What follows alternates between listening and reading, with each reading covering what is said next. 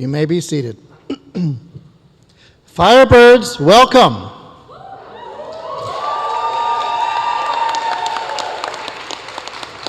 Yes, if you are here tonight, you are a Firebird, and we not only welcome you, we celebrate your place among us. First, a word about the name of this event, Last Night. It is meant to recognize a truth that contains within it a mixed blessing. Indeed, for this graduating class of 2022, it is the last night you will share together as a class, and we with you. And so, it is bittersweet. When you started here together, so many of you in August 2018, this accomplishment was your focused goal, and you have admirably achieved it. But of course, like so many markers in our lives, in this one, we quickly recognize that it is not only an end, but also a beginning. You now add to your identity that of being alumni of this proud college, an identity you will keep with you and share with others here in this chapel for the rest of your lives. But tonight, we will do more. Not only will we honor the wonderful members of the class of 2022, but we honor as well several of our most distinguished alumni and members of our wider community who have achieved great things. Having done so, they are models and most appropriate inspirations to you, our graduates, for we wish for you your own version of these achievements. Finally, in honoring these collective achievements, we celebrate every single Firebird here tonight, all of you. For the collective achievements of those we honor tonight bear witness to the work of everyone in this room, the work of faculty and staff and families and friends who have taught and mentored and supported them, delivering knowledge and wisdom and encouragement along their heroic paths. Firebirds catch the spark. Firebirds fan the spark into a flame, and on those wings of flames, Firebirds soar. Tonight, Firebirds, we soar together. We begin with the singing of the Alma Mater performed by the Carthage Choir and the Carthage Ceremonial Band. They will be immediately followed by an invocation from 2022 graduate Jacqueline Miller. Please stand for the Alma Mater.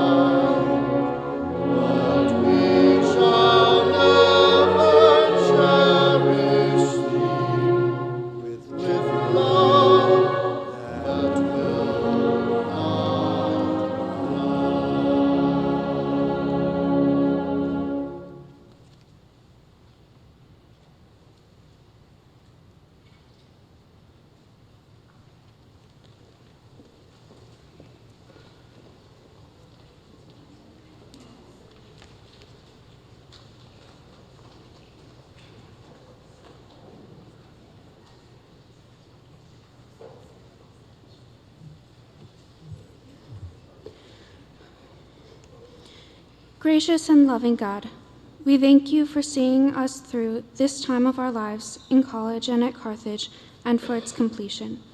We give thanks for the family, friends, faculty, staff, acquaintances, and everyone you have put into our lives during this time and the help they have given us.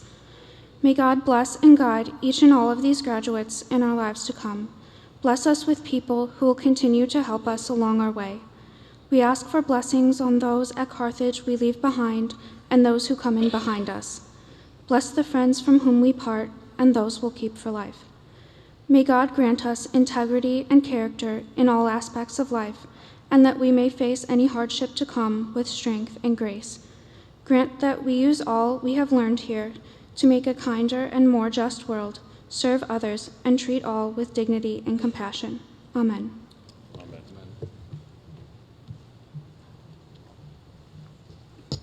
Please be seated. You are graduating seniors, voted earlier this month on the 2022 Distinguished Faculty Speaker. His energetic teaching at both the undergraduate and graduate levels, his extensive experience in industry in the US and Canada before joining Carthage, and his indefatigable work attracting remarkable professionals into his classes and programs make him a powerful contributor to the education of so many of you. Please join me in welcoming the 2022 Distinguished Faculty Speaker, Assistant Professor of Management and Marketing, Director of our Master of Science program in Business and Innovation, and founder of our Master's program in Sports Management, Greg Barron.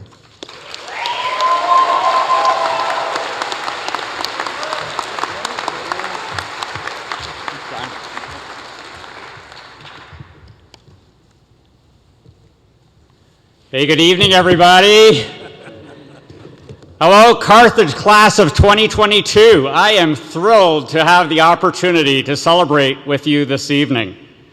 Let me begin by recognizing all of our graduates. What a momentous weekend and an exciting life milestone.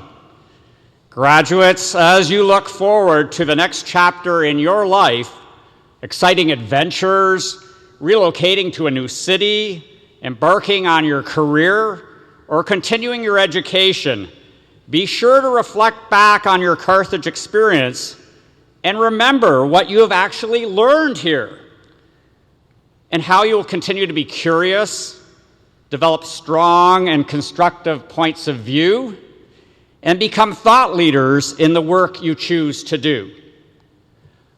While you focused at Carthage on the process of learning, I really hope that you've really been disruptive in your personal learning model by developing skills to learn, to unlearn. Yes, you heard that right. To learn, to unlearn. The great late futurist Alvin Toffler noted that the illiterate of the 21st century will not be those who cannot read and write, but those who cannot learn, unlearn, and relearn. I love this concept. Think about it. Do you know how to learn to unlearn so that you can relearn? Those who can will be the leaders, transformers, playmakers, and innovators of the future. In short, they will live lives of high potential and tremendous impact. Let's reflect a bit on this unlearn to relearn idea. Imagine the need to continually reboot our brains with new and more powerful operating systems so that we can process increasingly complex, challenging, and conflicting information. Now, there have been many key facts that we've had to unlearn over the period of your lifetime. A very simple example comes from 2000, the year when the majority of you were born. That year, those of us who have studied geography prior to that point learned that there were 5 world oceans, not 4 as we originally had been taught. Up until the time that most of you were 13 years old, scientists told us that adult brains had all the neurons that they would ever have. Well, guess what? We had to unlearn that fact too. As in 2013, research showed that adults do continue to grow brain cells. That same year, students studying astronomy had to unlearn and relearn the list of planets, as we discovered that Pluto was not actually a planet, just really a space rock. Now, this learn to unlearn to relearn framework is core to the innovator's mindset. This learning has driven the most incredible innovations that have pivoted and transformed industries and our collective life experience. Think about your smartphone, social networking, cloud computing, crowdfunding, and online streaming. And how about COVID vaccine development, blockchain, augmented reality, artificial intelligence, driverless cars, and robotic hearts? All of these innovations have occurred within your lifetime, and many within the last 10 years. With the continuing compression of innovation cycles, can you wrap your mind around what the next 10 years will look like? What we will see in 20 years when most of you are only mid-career? What will the future of work look like then? What skills will you need? How about 40 years from now, when many of you will be winding down your career? At that point, I'm certain that most of you will be working in industries that we cannot even imagine, doing jobs that are totally unfathomable today. Just think about the work that you'll be able to do, how you'll be able to contribute, and how fulfilling your career will be. What problems are you going to help solve? What opportunities are you going to create? Whose lives will you impact with your life's work? You know, we are very fortunate to live in the most economically powerful country in the world. While our U.S. population accounts for only 4.2% of the world's population, our gross domestic product, or GDP, is 24.2% of total global GDP. Restated, our economy is 6 times stronger than what our fair share should be if there was economic equity around the world. The Boston Consulting Group recently ranked the most innovative companies in the world based on global mind share, the degree of industry disruption, and total incremental value creation. BCG found that an astounding 17 of the top 25 most innovative companies in the world are based in the US. We are very privileged to live here. And with that privilege comes much responsibility.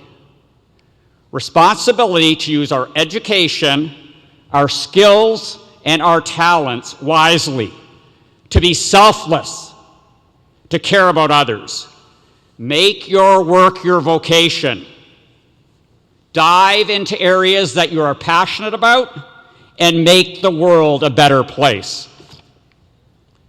Either in your work or beyond your work, I have 2 imperatives for you to consider. First, please support the health of our planet by advocating for the United Nations Intergovernmental Panel's recommendations on the climate crisis. And second, work diligently to provide leadership in addressing communities' social issues like poverty, homelessness, inequality, racism, and prejudice. As you leave Carthage, I hope that you remain incredibly curious. I hope that you have a bias for action and a sense of urgency. I hope that you are a positive source of energy to those around you. I hope that you work hard and do hard work. But most of all, I hope that you live a joyful life, a life rich in purpose, fulfillment, and impact. Class of 2022, we are counting on you to do amazing things. Congratulations to you all and very best wishes for your future.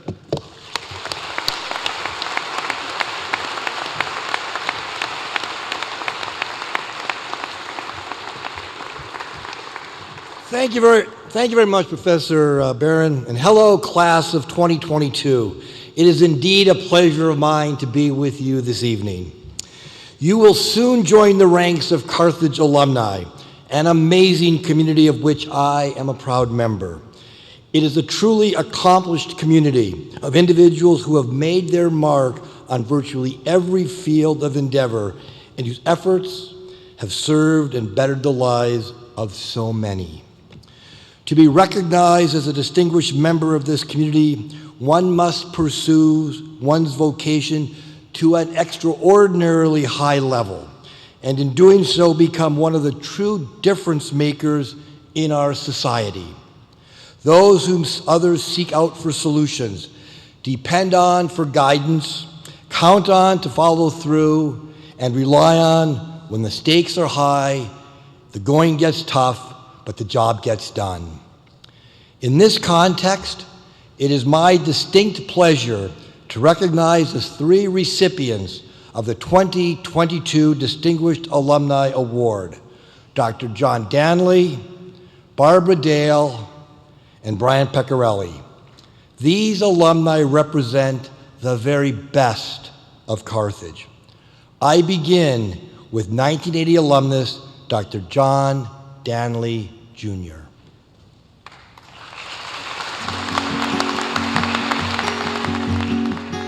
After rising through the executive ranks in the automotive industry, John Danley Jr. has done the same in aerospace and defense.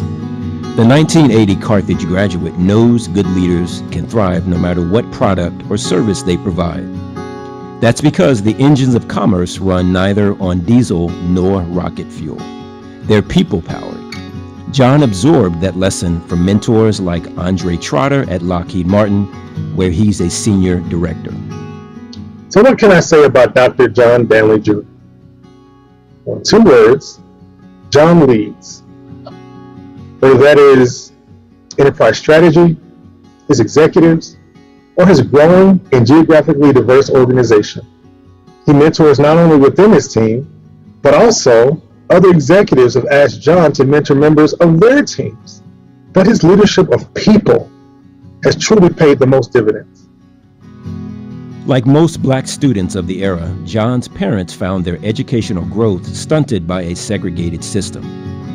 So they made sure he and his 3 sisters squeezed every drop out of their schooling. Homesick after 3 semesters of college in Illinois, the young Milwaukeean transferred to Carthage and found some role models. John emulated roommate Alan Mills's discipline and became an RA in the footsteps of classmate Clifton Walker. Those days as a follower are a distant memory for John. A leader through and through, he earned a doctorate in organizational behavior, built an executive coaching business, and wrote a book on inclusive leadership. John was my first roommate in college, and he has always demonstrated leadership. He was first vice president, and then he became the president of Carthage College Black Student Union. And he was always calm, in the moment, but intentionally direct in his action. About 6 to 7 years ago, John wanted to reconnect with special college friends, upperclassmen that mentored John and myself. Those individuals are Alan Mills, Raymond Threlkel, Clifton Walker, and Lorenzo Kyle. We have been meeting every year in Savannah, Georgia since 2015. And we call ourselves the Brothers because we are truly family. Determined to set an example for their 7 children, now in their 20s and 30s, John and his wife, Lisa, are givers in every sense of the word. When the couple settled in California, they bought both sets of parents a home in the region. As a volunteer, John helped steer dozens of gang members away from that life to continue their education.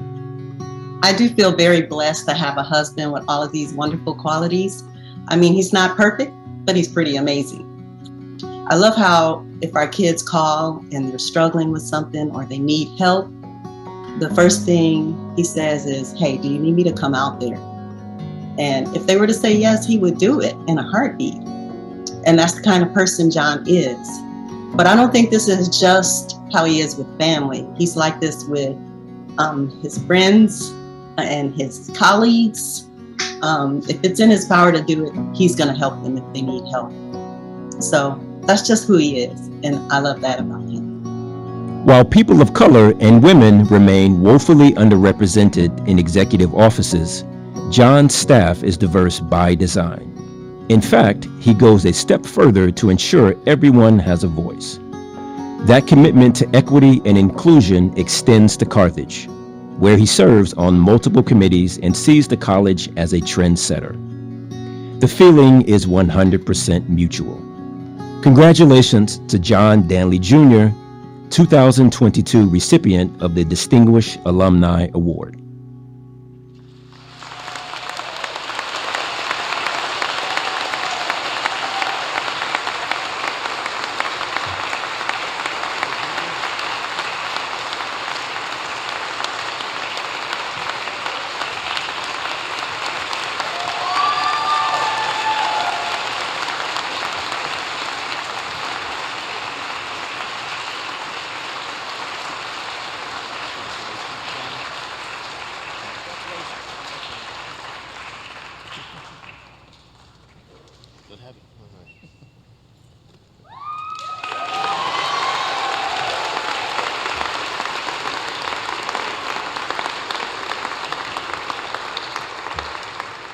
Congratulations, John. So well deserved. Now I would like to introduce our next Distinguished Alumni Award recipient, Barbara Dale, class of 1975. A connection to the earth is more or less embedded in Barbara Dale's DNA. For valor in the Revolutionary War, President John Adams presented her ancestors a plot in Ohio, land Barbara's relatives still farm today. Combined with that her extensive business background, and you can see why the 1975 Carthage alumna takes a can-do approach to sustainable living. Through Barbara's new foundation, construction begins this fall on an innovative housing community in Florida that will feature 3D printed houses and regenerative gardens. She's optimistic this method, which requires less labor and fewer building materials, will wipe out the housing shortage in her lifetime. Even today, Barbara can rattle off the names of every Carthage professor she had. While classes taught her how to think conceptually and conduct research, she dabbled in business as the student liaison to the Carthage College Board of Trustees Finance Committee. After completing both a Master in Divinity and Environmental Ethics and an MBA, she shattered the glass ceiling in building service industry by climbing to the Vice President of Sales and Marketing. Crane's Chicago business cemented Barbara's pioneering status with a cover photo of her on her car phone, a rare perk in the early 1980s. Moving to South Carolina, she co-founded Earth Clean Care, which has provided eco-friendly cleaning services for 35 years while attending to employees' needs. Barbara arranged for a group of black workers to visit their ancestral homeland, got the Sheriff's Department to address racial disparities in arrests for minor offenses, and instituted a profit-sharing plan for her employees. Social and environmental justice seem more attainable with this Carthaginian on the job. Congratulations, Barbara Dale, class of 1975, and 2022 recipient of the Distinguished Alumni Award.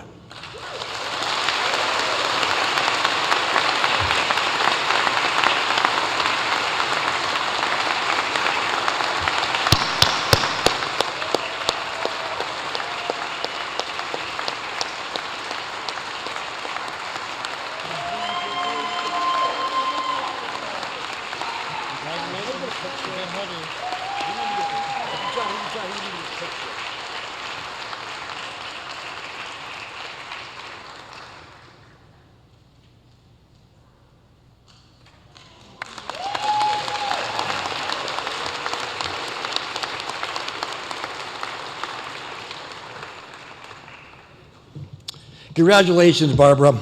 I am pleased to announce our final Distinguished Alumni Award recipient, Brian Peccarelli, class of 1981.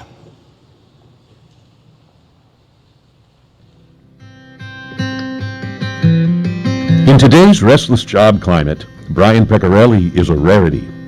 The 1981 Carthage graduate has happily stayed put for nearly 40 years, just not in the field he expected. Starting out, Brian had all of the degrees in hand to become a tax attorney. He even passed the bar exam. Then along came technology. Brian dove in, steering the growth of tax software sophisticated enough for Big Four accountancies, global corporations, and law firms. He loved it, even sales, a job his younger self dreaded, and went out of his way to reward innovation. Today, Brian is COO at Thomson Reuters in Dallas, which in 1988 took over the business he first joined in the mid-'80s. Its products are used in more than 130 countries. Brian Peccarelli is an operator's operator. He just gets stuff done. And as he was rising through the ranks at our company, he was always running the fastest growing parts of the business, which is a pretty good way to get yourself noticed. They don't make a lot of executives like Brian. You know, he was always on top of the details of his business. There was very little suspense to Brian's college search. All 5 Peccarelli siblings attended Carthage. In fact, one of Brian's sisters went on to marry his first-year roommate. The family legacy kept building as his stepmother took a job in the registrar's office, and both his niece and nephew made their marks as students here. After graduating, the Wisconsinite headed for Texas to shake off the chill, and stuck around. He served on charitable boards in Dallas and remains active in the Regional Chamber of Commerce. And Brian Peccarelli ensured that he would leave a lasting impact with the community engagement that he has had in his time at Thomson Reuters and in the Dallas-Fort Worth community. That was the impetus and the door opener for our opportunity to engage more in the community. Married for 30 years, Brian has 2 adult sons. He and his wife Jane bounce between the Lone Star State and Florida. That is when he's not traveling abroad on business or speaking at the World Economic Forum. Last year, as the Chapman Executive in Residence, Brian imparted some valuable lessons to Carthage business majors, like this: embrace the unexpected career detours. Mostly, this loyal alum wants students to cherish their time here and then outdo the grads of his era in societal impact. Given the mark he's made, that's setting the bar high. Congratulations to Brian Peccarelli, 2022 recipient of the Distinguished Alumni Award.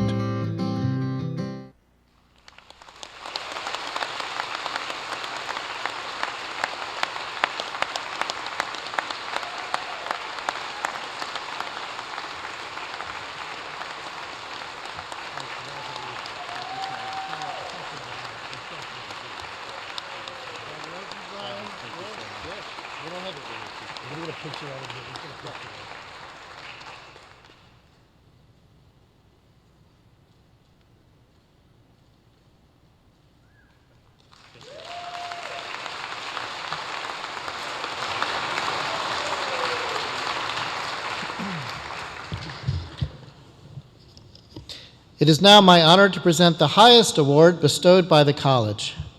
The Carthage Flame honors outstanding service to the college and the community. And this year, we are privileged to present the 31st Flame Award to a most deserving alumnus, Mr. Alvin Marin, Carthage class of 1965. Al passed away last July, just a few days after the college was able to celebrate his achievements and contributions to Carthage with over 50 of his family and friends. At that event, we were able informally to present to him this award with a promise that it would be officially presented at this ceremony. Today, I invite his son Ryan and brother Tom to the platform to join me.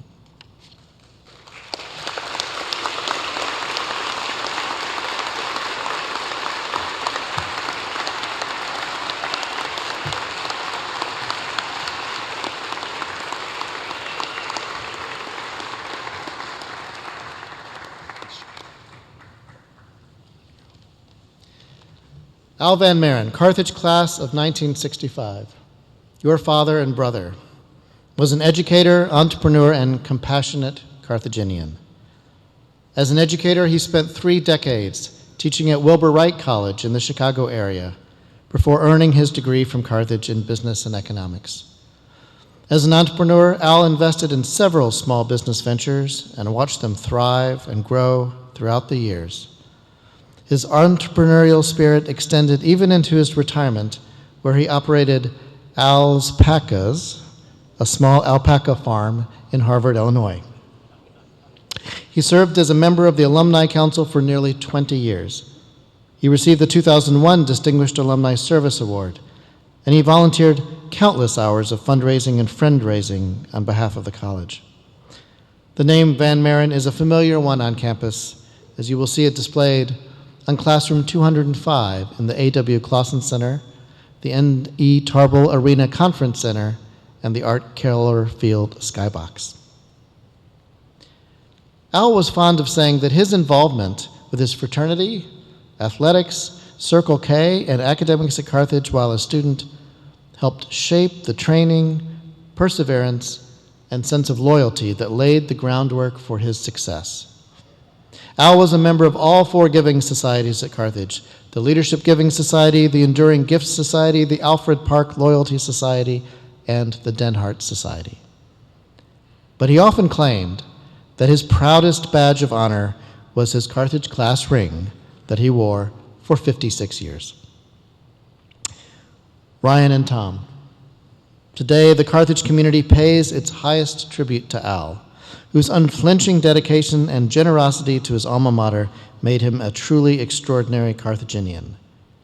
I am honored to present to you the 31st Carthage Flame Award, which we bestow posthumously on Al Van Marin.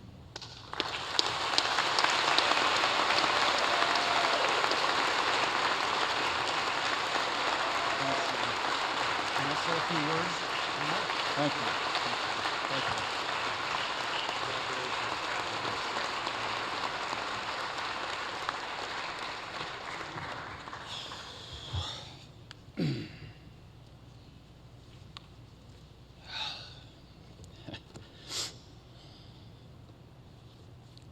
It's very bright up here.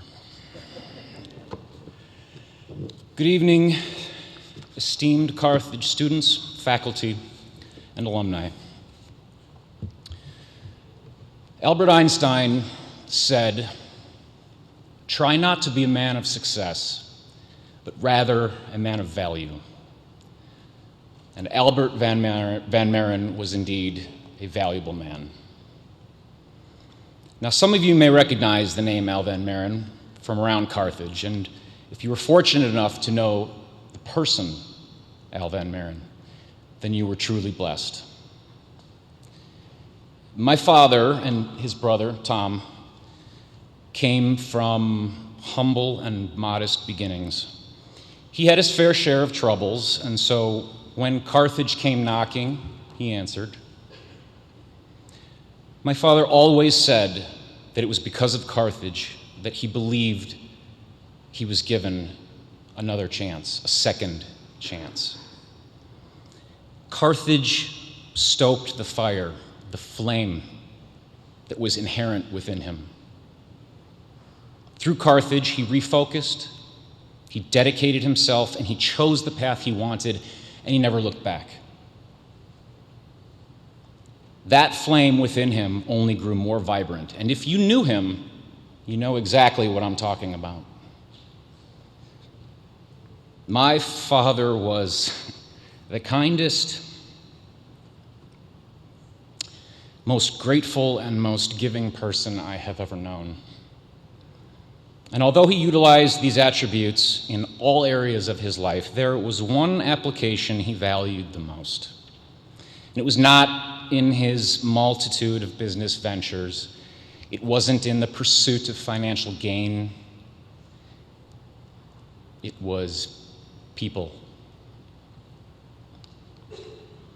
It was the treatment of and the belief in and relationship of people that was paramount in his understanding of success and a well-lived life. Albert Van Marin had an uncanny ability to recognize the value in someone. He allowed his flame to stoke the fire in others, and that is where his true value resided.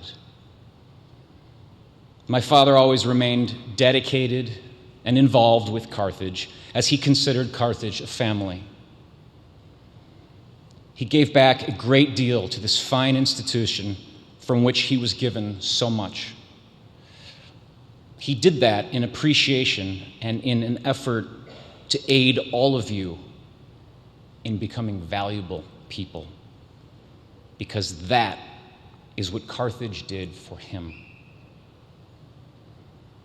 On behalf of my father and his entire family, I want to cordially thank the entire Carthage family for recognizing, embracing, and appreciating Albert J. Van Marin.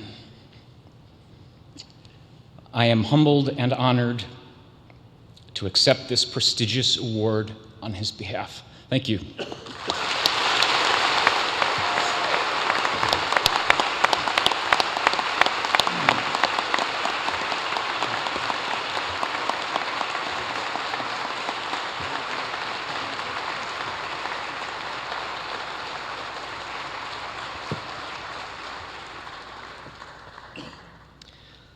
Each year, Carthage awards the Distinguished Senior Award to a graduate who has excelled in academics and has demonstrated exemplary leadership in the Carthage community and beyond.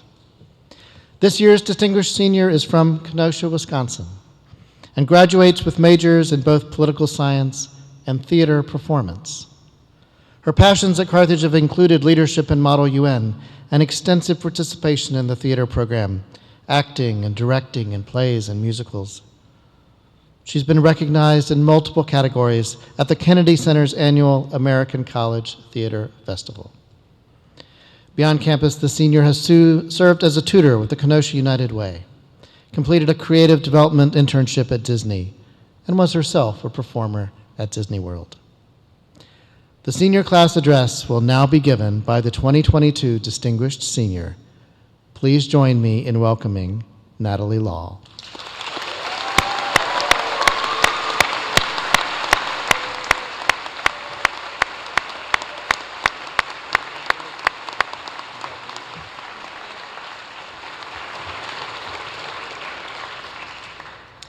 Hello, everyone. My name is Natalie Law, and I'm here to say that I foolishly came to college seeking capital T truth. In my college application essay, I wrote, "I wish to understand people so that I may better serve them." Honestly, I look back at this essay and I wonder, A, why I tried so hard to sound like an 18th century Jane Austen character, and B, why I thought I would ever be able to understand people. I'll never understand why some people prefer to use water in their oatmeal instead of milk, or why some people actually put their forks right side up in the dishwasher. So how could I ever possibly understand why countries go to war or why people do bad things? As a bright-eyed and eager first year, I truly thought that after 4 years of college, I would know what truth is and know exactly who to vote for, what to spend my money on, and how to maximize my skills to best serve the world, all while fulfilling my lifelong goal of being a put-together person with a 401k. Well, I stand before you shamelessly unafraid to admit that I have no idea what capital T truth is. As a political science and theater performance double major, I've taken lots of classes introducing me to controversial and complex ideas that have left me with more questions than answers. In my Classics of Political Thought course, we open the semester by analyzing Plato's Republic. Everyone remember Western heritage? Yeah, you do. Okay, for the past 4 years, I have been on a mission to understand what truth and justice are. And in the Republic, Socrates comes to the conclusion that justice is the minding of one's own business and not being a busybody. He goes on to describe how each person is to fulfill their own role in society as dictated by their nature, i.e., the shoemaker makes shoes, the carpenter does carpentry, the influencer influences, probably. Socrates didn't really anticipate the rise of YouTube and influencers, so, Anyways, in this view, justice is having a rightly ordered soul where all parts are in balance and you are fulfilling your true nature. If everyone just played their part and had neat and tidy souls, society would prosper. And that's nice, but Socrates' definition of justice sucks. It assumes that everyone comes into this world with a discernible and predetermined role to play. A shoemaker is born a shoemaker. A carpenter is born a carpenter. Seriously? How can a person know their true nature? There isn't anyone on earth who can determine the natural role a person was meant to fulfill. If there was such a person deciding what to do with the rest of your life, wouldn't be a problem. There'd be no daunting threshold moments when you're forced to consider huge and dramatic life choices. You'd just go up to the village judge and they'd tell you who you were and what you were meant to do, like a BuzzFeed astrology quiz. But unfortunately, or perhaps very fortunately, we do not need to rely on something outside of ourselves to tell us who we are. We decide how we want to act and who we want to be. And as an actor, it has been my job to figure out how to act on stage. And I've learned that the last person you should think about when you act is yourself. To act is to do something, to affect the people around you. As an actor, you have to take risks, make discoveries, and obnoxiously and ridiculously fail. It's the only way to determine how to confront a complex world with truth, integrity, and groundedness. The world we're entering can seem rife with conflict and suffering, and it can seem difficult to determine how to act. But if it's any consolation, having also studied political science, I can assure you that the world has always been on the brink of what seems like utter collapse. Every generation convinces itself that their time is the biggest, most exciting time in history, and that's because it's true. Every age, every moment, every generation presents the infinite opportunity to evolve and transform the world.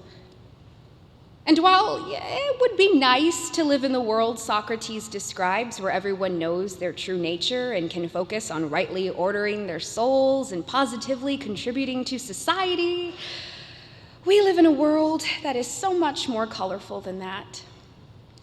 It might have taken you 2 years to figure out what you wanted to major in. You might still not know what you want to be when you grow up. You might have no idea what's coming next, or maybe you have landed your dream job, but choose to pursue an entirely different career in a few years. And that's not okay or all right, that's good. We're human beings, and we don't always know what we want. We don't always understand ourselves or why we do what we do. Our souls, the most intimate parts of ourselves, can feel foreign and unfamiliar. We can do all the soul searching we want, trying to figure out who it is we're meant to be, but maybe consider that it's not what's in your soul that reveals who you are, but your actions that do. How you treat other people, how you go about your life, that's how you tell who you are. The joy in that is you get to simultaneously discover and create yourself as you go. So I'm gonna respectfully disagree with dear Socrates. For now. I might change my mind in 6 months. And know that you can change your mind too!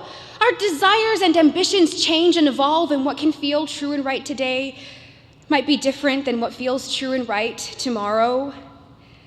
Follow your intuition, trust your education, lean on your community of friends and family to help you out when you don't know how to act. In those threshold moments when you're figuring out your next move, pause, breathe, relish this beautiful moment. Know that typically there isn't a right or wrong path. There are just multiple paths, and you have to make a choice and have the courage to run down the paths that call you. There is a role for you to play in serving this world. But plot twist, you're the casting director of your life. You get to choose who you want to be. You get to choose how you want to act and affect the world around you. And while we might not know what exactly we should do or who exactly we should be, the one thing I know for sure is that each of us has the incredible opportunity to create the world we want every day. We act, we decide, and we reassess, we question, we interrogate, and we evolve. And as long as we're doing that, we're okay. Thank you.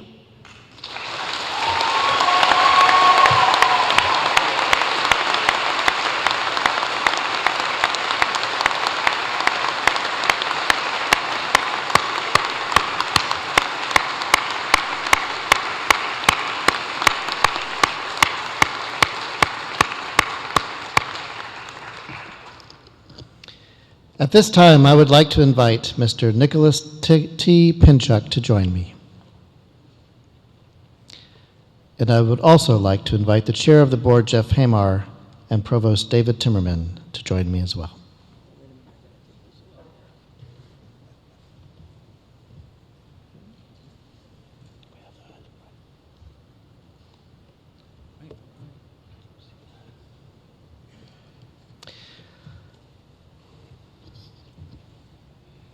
I now present Nick T. Pinchuk for the degree of Doctor of Laws, honoris causa.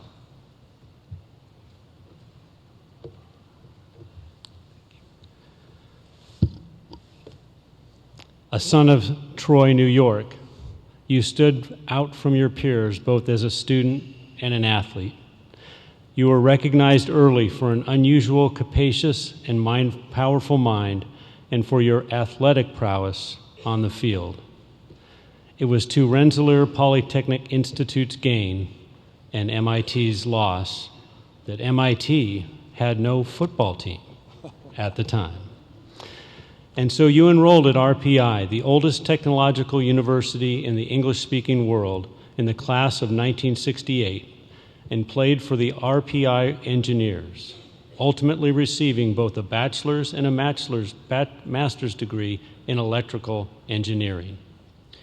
You have remained loyal and close to RPI, sponsoring a Giving Day initiative to double gifts, which has been very appropriately titled, for those who remember their geometry, 2R pi. The circumference of your circle continues to grow. The son of a veteran, you served your country in war and in peace.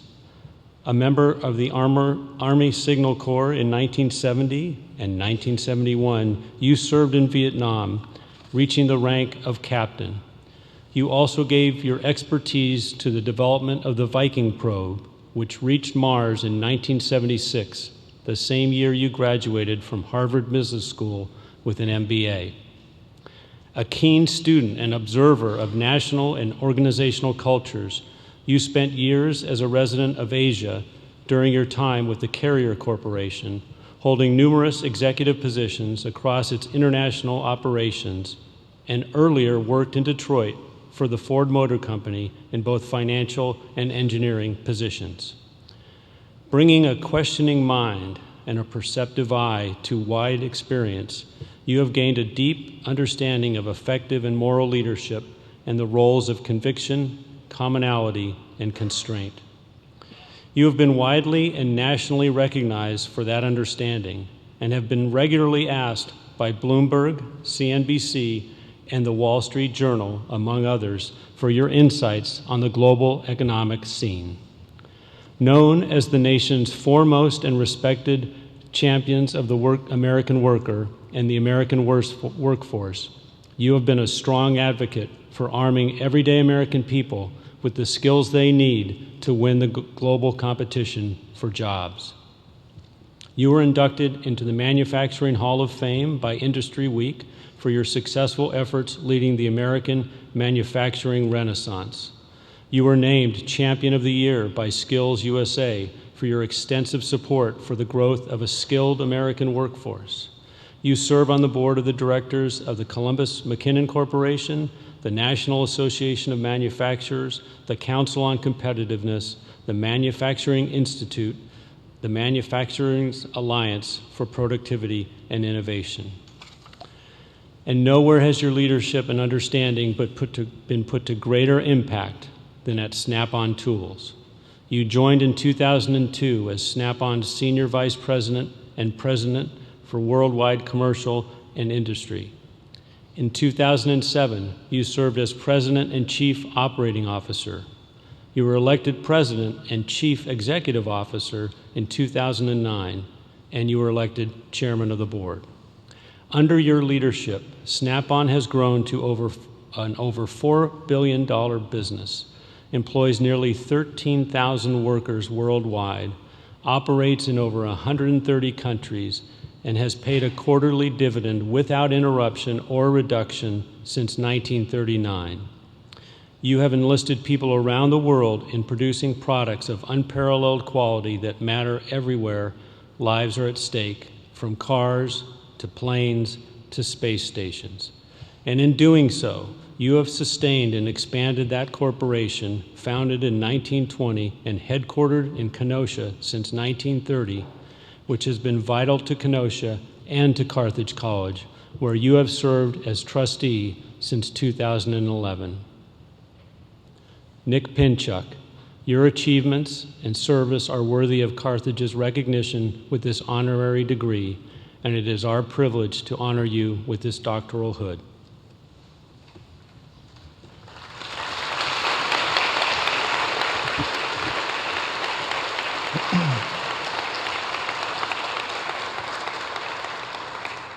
Nick, your life and work amply demonstrate the very best of the liberal arts and their practical application.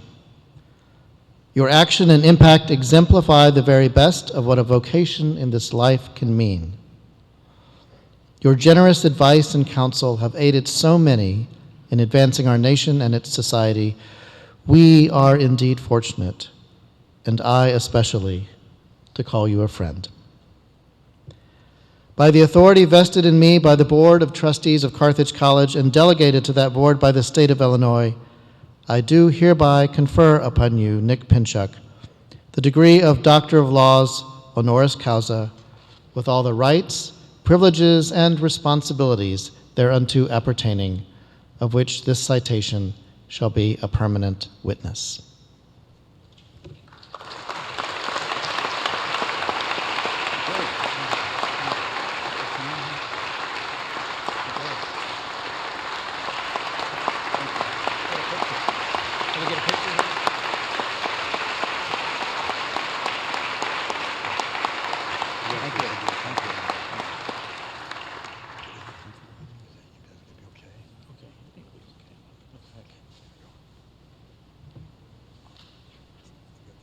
I think we have to give you this too. Oh. This makes it legit.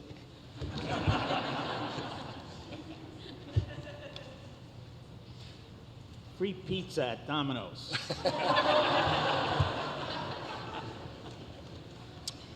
Well, let me see.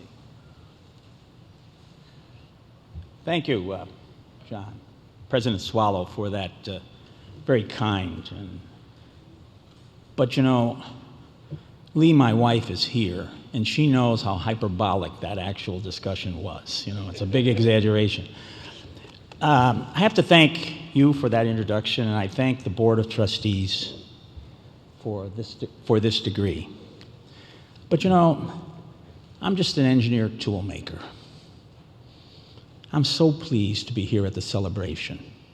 And I'm particularly privileged to address the class of 2022 who you know, has weathered this 100-year pandemic and shined through to complete your degree and be here commencing going forward. To all of you,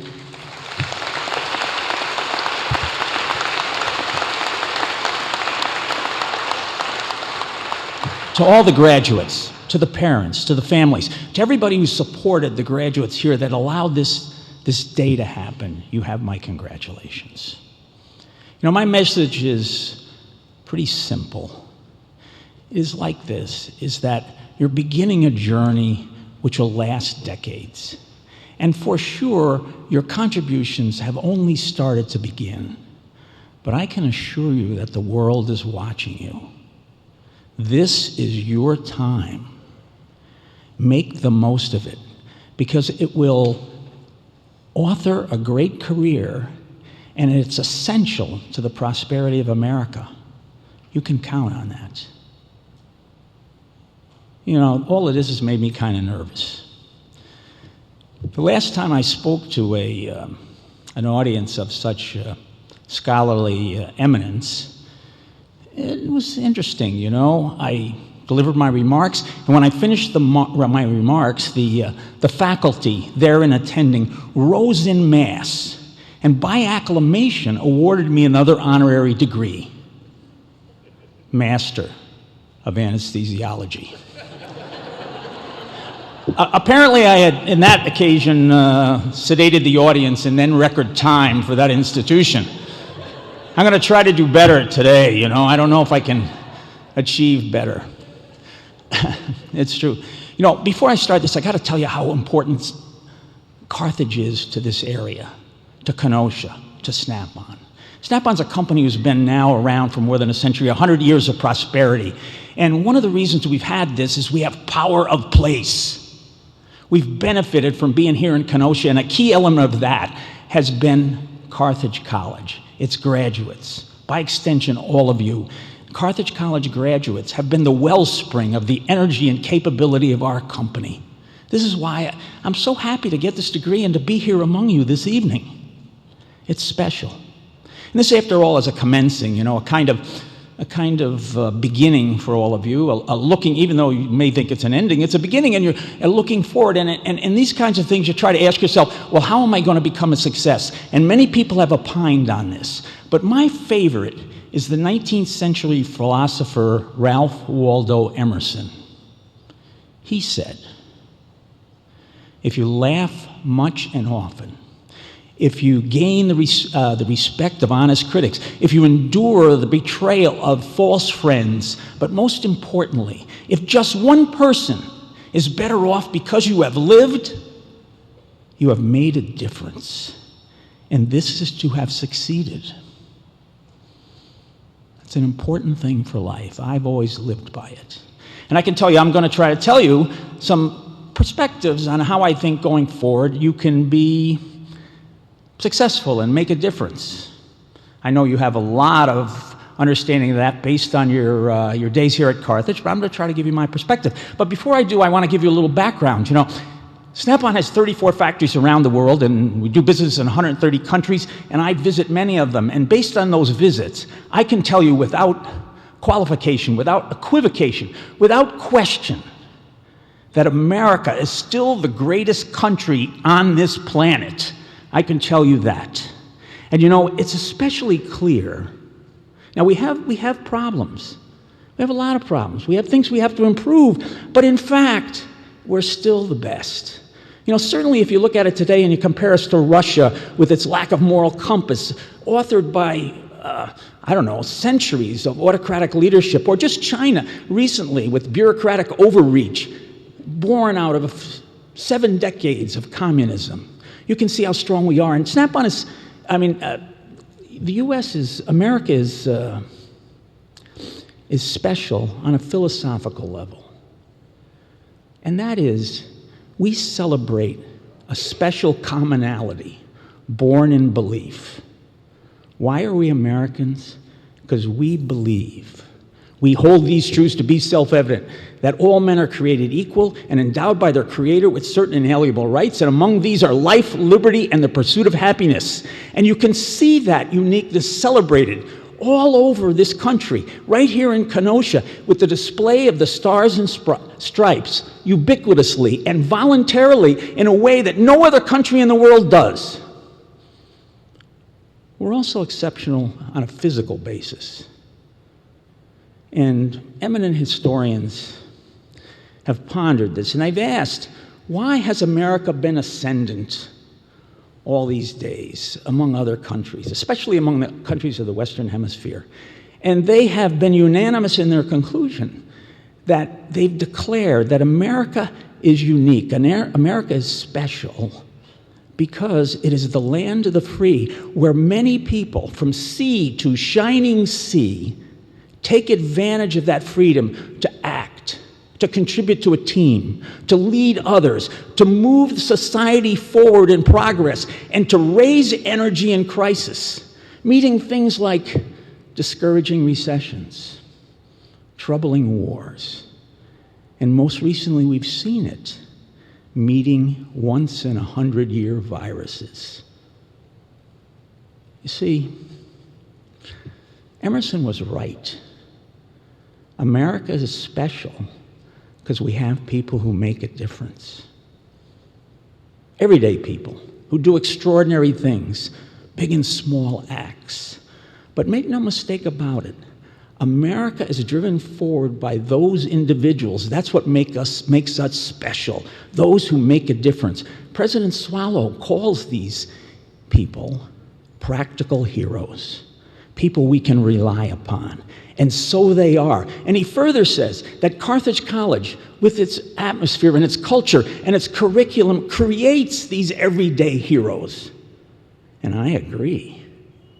You can see it in the stories of the distinguished alumni. You can feel it when you meet the trustees and their special careers and the extraordinary people that they are. And I see it every day with Carthage graduates at Snap-on, moving my company forward and moving our nation to prosper. This is true. You're part of that. You're part of that now. You graduates are all part of it. And so this is after all, a commencement. You're going on a long journey, a journey that's going to last for decades. And you're going to pursue, I think you have a great base for success going forward. But let me, in the tradition of these kinds of speeches, make a few suggestions, give you a few perspectives. One, I suggest as you move forward, you make sure you pay attention to enlisting people in your ideas. I know that the class of 2022 is filled with entrepreneurial capability, with creativity, and I have no doubt that all of you will be fonts of ideas going forward. But you go to a different world. Unless you go to graduate school, you've passed the last time when people like professors will be paid to read your work. This is true, right? And so now you must engage people. You must convince them. And you convince them by the quality, by the clarity, by the presentation of your ideas. Whether you're a manager or a banker or a writer or just a nurse or even a driver, you will need the amplifiers. You need other people to help you amplify your efforts. And part of that is to engage them, to get them to believe in what you're doing, to get them to understand your ideas, to get to believe that your ideas will succeed with certainty. Certainty. 1 Corinthians 14th chapter. 8th verse. For if the trumpets sound uncertain, who will prepare for war? Be a certain trumpet. This is important. You'll need that tomorrow, and you'll need it all through your careers. You need to enlist people in your ideas. Secondly, you need to pay attention to detail. This seems like a very pedestrian thing, but in fact it isn't. Look, you can have the greatest ideas in the world, you can list everybody, but that somebody once said the devil is in the details, and so it is, and if you aren't able to deliver that, if you're unable to execute your ideas, they will never come to fruition. And again, you are in different territory. Close your eyes. Everybody close their eyes, and think about the idea that you're in school and you're taking a course and there's one test for the end. And you take that test and you get the paper back and it's 99%. 99%, huh? Right? Good. 99%. A or maybe A+. Boom, shakalaka. You're really happy. All right, great. Now I want you to close your eyes again and think you just picked up a new car. A Ram TRX. Or let's say a BMW M5 competition, 617 horsepower, 0 to 60, 2.8 seconds, gleaming, terrific. And the manufacturer was 99% correct. That means that 300 parts are defective. Right? So the point is here, I'm trying to make, is that in school, 99% is an A. Where you're going, 99% is an F. You must pay attention to detail. It is mundane. It is hard to do. It's not glamorous. Proofreading, for example, is not glamorous. It's hard to do. It takes concentration. But in fact, the devil is in the details. You need to focus on that, or your ideas won't mean anything. Remember it. Then, you need to get a flexible balance. Everybody talks about work-life balance, and it's true. You want to have a work-life balance. You want to work, and you want to have a good time. You want to have time for things you really like to do. Go to ball games, or play basketball, or go to the theater, or read, or watch TV. You want to do that. But, again, you've come from a situation where the world is quite predictable. Classes, tests, labs, papers, and even fun times. They all follow a relatively stable schedule. But in where you're going to see a cadence that is quite irregular. Deadlines get pulled ahead at a minute's notice. Crises arise. Critical tasks get expanded before your very eyes. You're at a restaurant at 8 p.m. at night with your family, and somebody calls and says, the Russians have hacked your computer. And you realize that you have to call the Australians and then follow the computer systems across the globe from Australia to the UK to the United States as the sun comes up in each of those areas. You need to be up all night to deliver your organization from problems, from the devil. And it's true.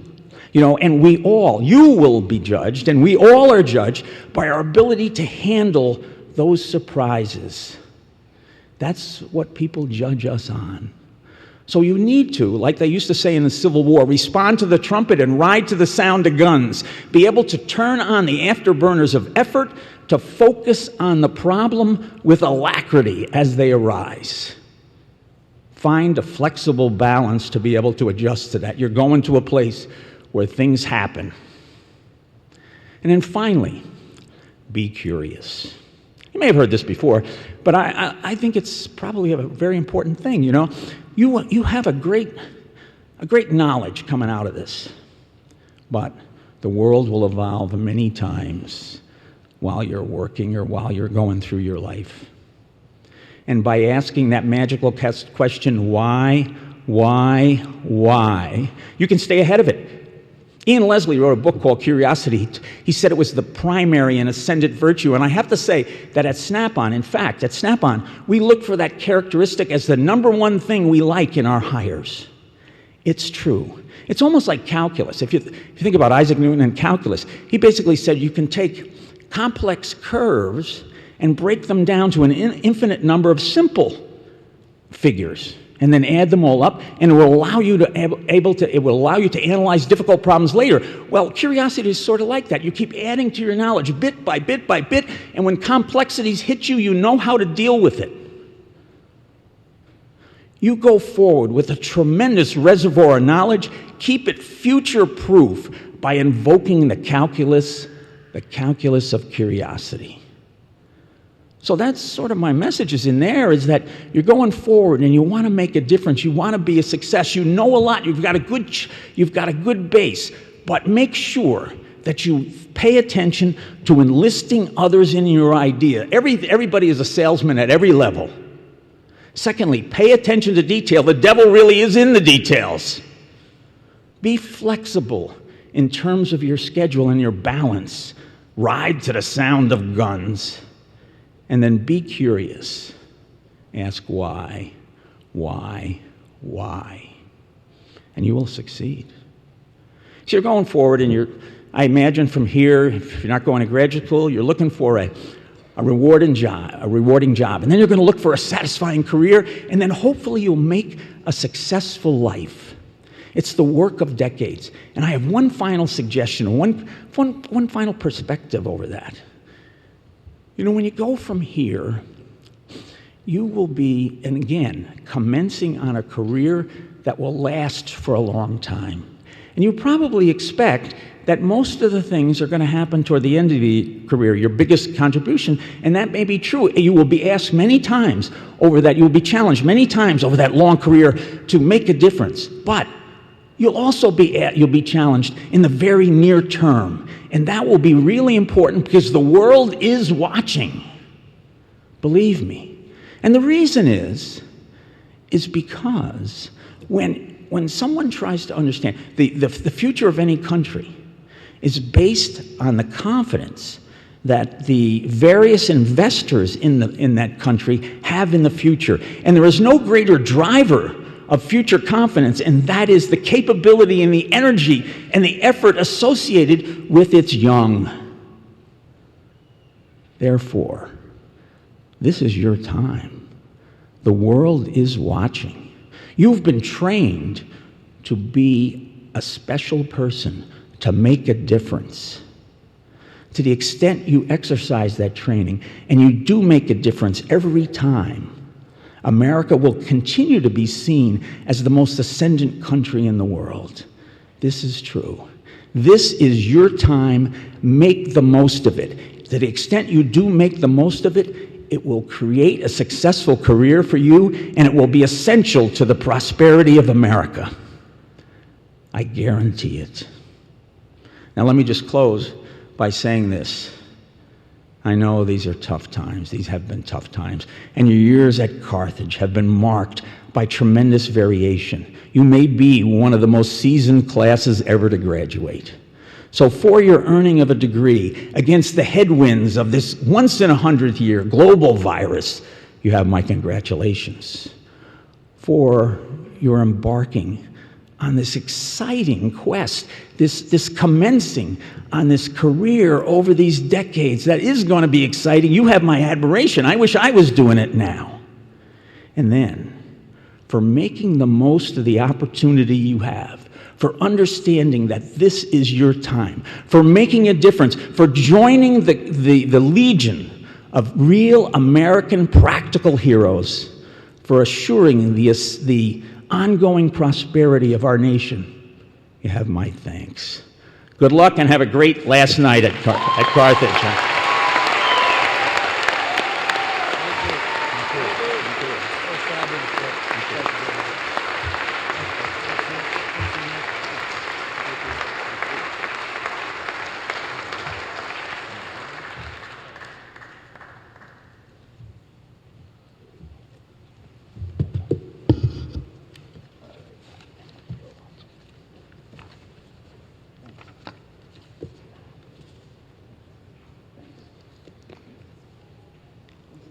President Swallow, it is my pleasure and honor on behalf of the faculty of Carthage College to present to you for candidates for the degrees of Master of Music in Theater Vocal Pedagogy, the Master of Science in Business, and the Master of Education. Will the candidates please stand? I attest that they have completed the requirements for this degree. Acting on the authority vested in me by the Board of Trustees of this Carthage College and the recommendation of the faculty of Carthage College, I confer upon you the degrees of Master of Music in Music Theater, Vocal Pedagogy, the Master of Science in Business, and the Master of Education, granting you all the rights, privileges, and responsibilities thereto appertaining, and will be presenting you this weekend with diplomas as permanent recognition of your attainment.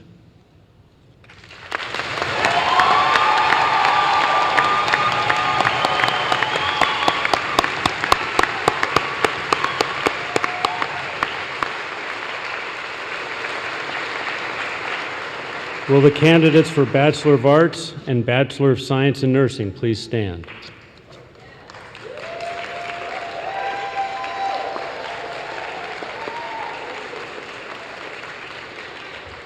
President Swallow, it is my pleasure and honor on behalf of the faculty of Carthage College to present to you the candidates for the degrees of Bachelor of Arts and Bachelor of Science in Nursing. I attest that they have completed the requirements for this degree. Acting on the authority vested in me by the Board of Trustees of this Carthage College and the recommendation of the faculty of Carthage College, I confer upon you the degrees of Bachelor of Arts and Bachelor of Science in Nursing, granting you all the rights, privileges, and responsibilities thereto appertaining, and will be presenting you this weekend with diplomas as permanent recognition of your attainment. The class of 2022, congratulations.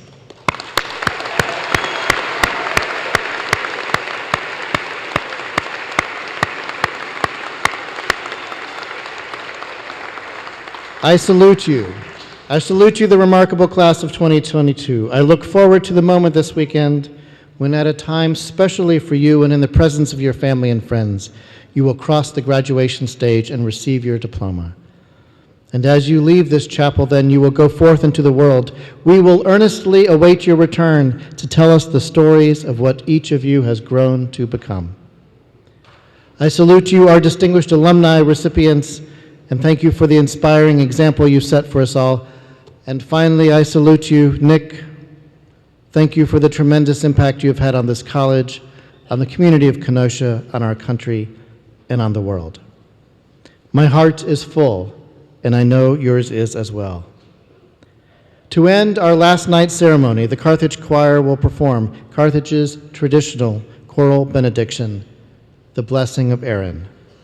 Following that blessing, please remain in your seats until the platform party and faculty have left the chapel, after which, please follow the faculty procession to the Campbell Student Union for the last night reception, where we will join together in joyful and well-deserved celebration. Good night and Godspeed.